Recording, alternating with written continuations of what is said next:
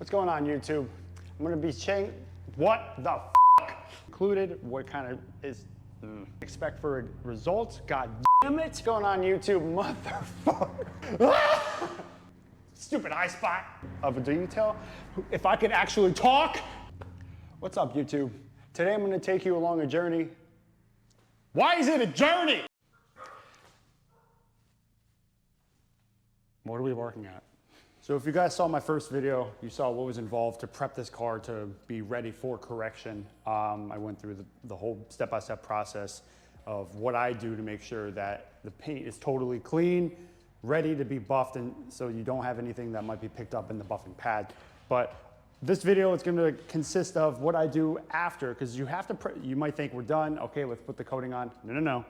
Now we have to make sure, A, that there's no polish on the paint, and then we have to make sure that any areas that might have like a little bit of residue built up, we're gonna make sure that those are clean as well. And we're gonna do a final check on the wheels before we put the wheel coating on. So let's get started on that.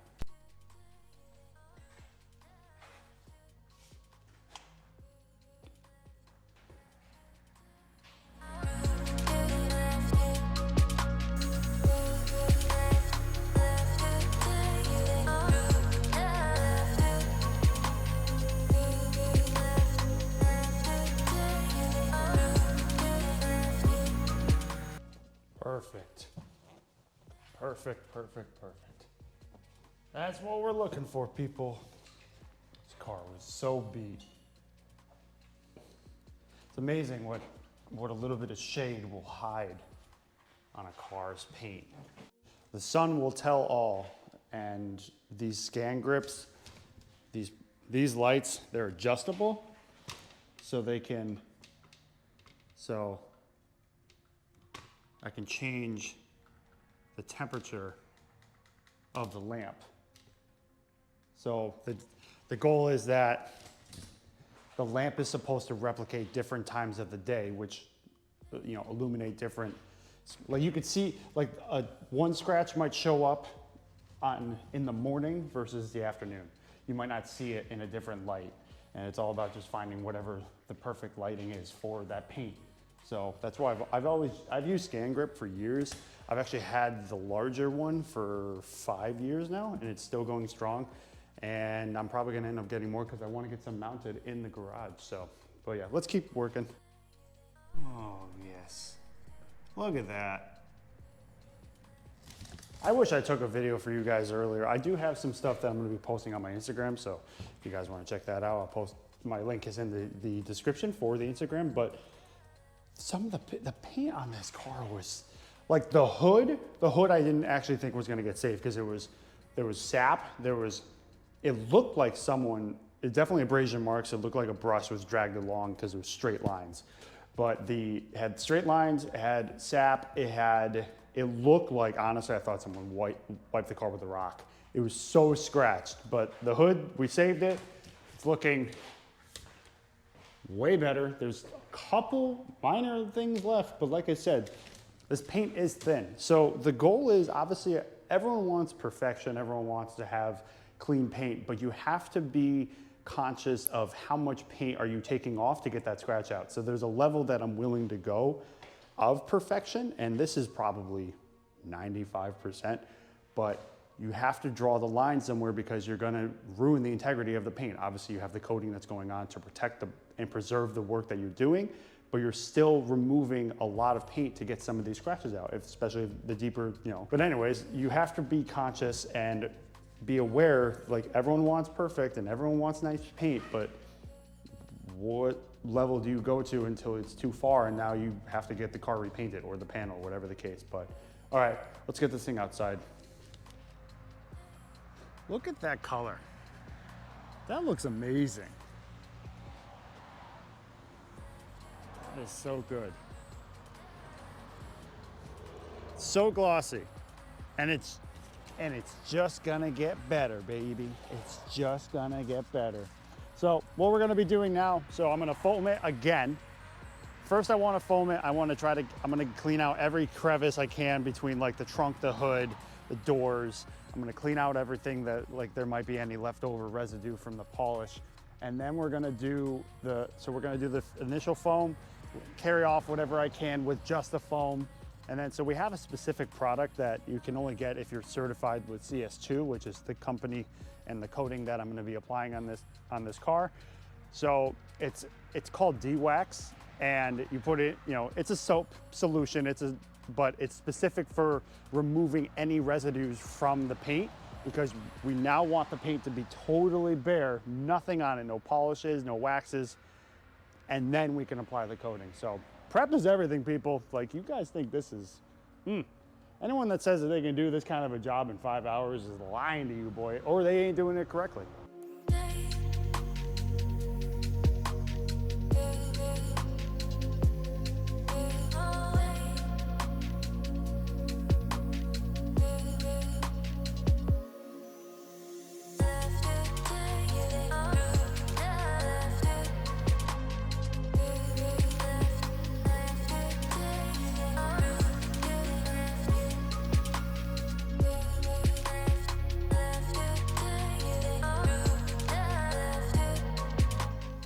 Like to mention, also disregard the mess right now.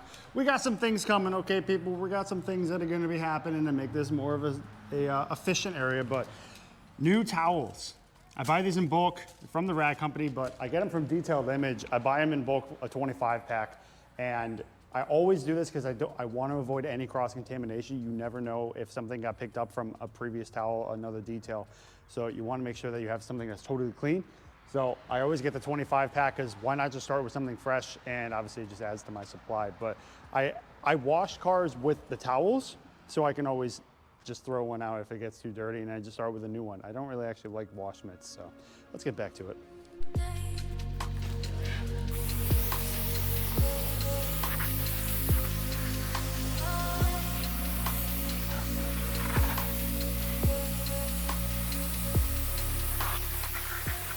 You guys, what you want to look for with this kind of a product. So do you see how it just pulls away like that? You want the water to stick. I know that's weird to say, but you actually want the water to stick to the surface. If it's sticking, there's nothing on it that can repel it. So you want it to be totally bare. This is the process we go through. All right, now let's see.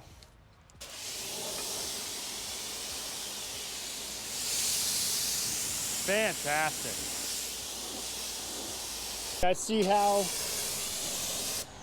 You see how it's getting stuck? There's no drag, only a little bit right there.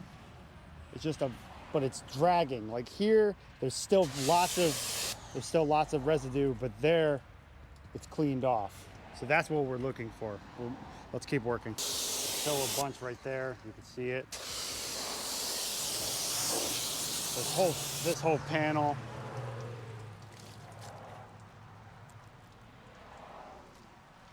Look at that color, man. Colors. You guys think it's shiny now, just wait till you see it after the coating. Golly, boy. Okay. So after 13 hours, nope, 14 hours of paint correction, paint prep, drying, blowing out all the nooks and crannies and crevices, whatever, we are finally at the stage we're putting the coating on. So there's a couple things that differ from CS2's coatings versus like other bigger brands. The largest thing is that our coatings cure with air, not with heat. So if I put a fan on the car, that'll accelerate the curing speed.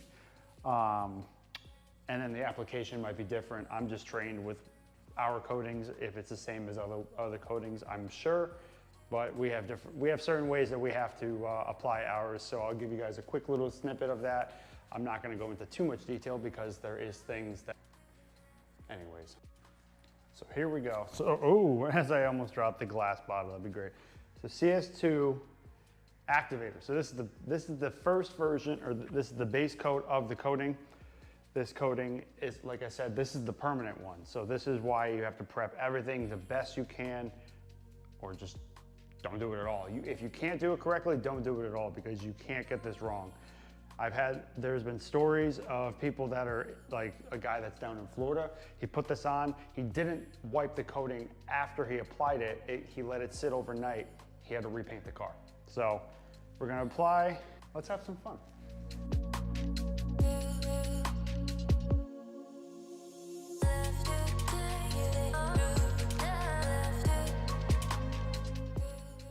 So I'll give you guys a little sneak peek. So this is the applied panel. You see those marks that so you could see, so these would essentially be high spots. We're letting the coating cure. The humidity is everything with these coatings, so you have to kind of let it sit. You do a test area, you time it and see how long that it takes for it to get to the ideal hardness, and then you wipe it. If you wipe it too soon, it's not gonna adhere properly. If you wipe it too long, it's gonna be a nightmare to remove, so you gotta find that sweet spot. So, but this is where we're trained. This is where I actually had to fly out to Anaheim, California, and train with Richard personally to learn how to apply this stuff so I can make sure I do it correctly. So we'll continue.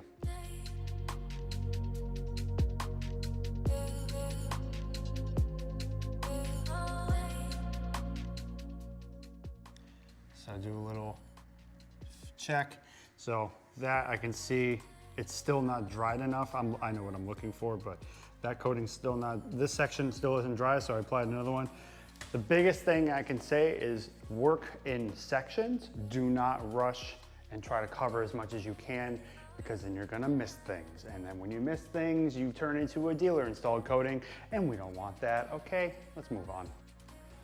Okay, so I've given it a couple minutes actually to let it cure, and the desired result is that, so I use a 500 GSM towel to help with this, and if you see it, I'm having to put a lot of pressure to get the product off, but this is what you want. You want it to be, oh my God. You want it to be rough to get off, because then that means that it's hardened, it's cured. Yeah, this is a workout for this coating. It's not for the faint of heart. But we'll do this. We'll do this towel, we'll wipe, and then we'll follow up with a lighter GSM towel. I believe this one's 350. And make sure it's good. Make sure that it's evenly coated. Yep, also dragging. It's perfect. So now I have figured out the perfect wait time, how long I should wait, how little I should wait. So I just kind of time it, and I move each panel down, and the titanium based coat is being installed. We're looking for any streak marks. They look okay. Oh, see, right there. Right there. See that mark? Right here. See that? That's what we're looking for. That's a high spot. And listen, guys, I get it. If you work for a dealer and you want to just skip the roof, I understand. They're not paying you that much, and you think, yeah, you know what? No one will notice. But the thing is, we will. We will notice if you skip the roof, and then I'll make sure that my client is aware of the lousy job that the dealer did. It doesn't have to be a dealer. Anyone can do a hack job, but stop skipping the roof. You act like it's not part of the car. It's this huge panel, and you're just like, meh, I'll skip it. Who needs it? Get with the program. Trust me, I know. Coating a roof sucks, but you know what else sucks? Lousy service. People are paying good money to coat the car, and these dealers are hiring people that aren't either quality checking or just don't care, and they're sending out cars with panels that are not protected. Because what? It's hard to do, more effort. have some passion, man. Have some, you know, give a crap about what you're doing in life a little bit. You don't gotta skimp people because you're lazy. I said what I said. Don't skip the roof.